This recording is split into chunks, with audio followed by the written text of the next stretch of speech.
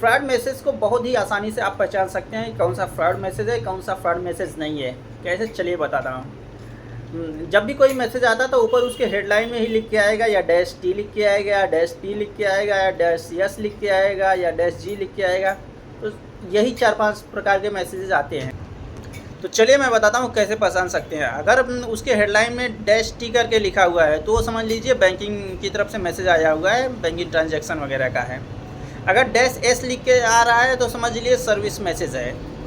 अगर उसके हेडलाइन में डैश जी लिख के आ रहा है मैसेज तो समझ लीजिए वो गवर्नमेंट की तरफ से मैसेज है, गवर्नमेंट ऑफ इंडिया की किसी भी वेबसाइट का मैसेज हो सकता है वो।